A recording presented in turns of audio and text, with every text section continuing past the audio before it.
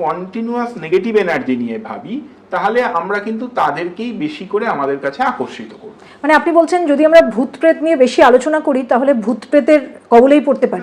ব্যাপারটা অনেকটা সেরকম। দেখুন, খুব স্বাভাবিক অভিজ্ঞতাই বলতে পারি।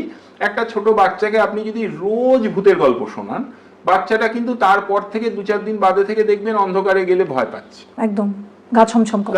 এই সেই ব্যাপারটা বড়দের মধ্যে ব্যাপারটা ওই রকম নয়, অন্যভাবে। আর যদি আমি মানে স্পিরিচুয়াল সেই যে না দেখা জগৎটাকে বিশ্বাস করি, তাহলে তো বলতে হবে যে পজিটিভ এনার্জি এবং নেগেটিভ এনার্জি দুটোই আমাদের চারপাশে রয়েছে সর্বদা। অশরীরীরাও কিন্তু আমাদের চারপাশে সর্বদাই আছে। তারা অশরীরী, মানে স্থূল দেহ নেই বলে দেখতে পাচ্ছি না। তাদেরকে যদি আমরা কন্টিনিউয়াস ভাবতে থাকি, তারা তো ভাববে যে আমরা তাদেরকে আকর্ষণ করছি, ফলে তারা আমাদের ধারে কাছে আরো বেশি করে আসবে। চারদিকে আমরা এগুলো হ্যাঁ, তাহলে অনুভব করতে পারছি না, কিন্তু তারা আছে নিশ্চয়ই।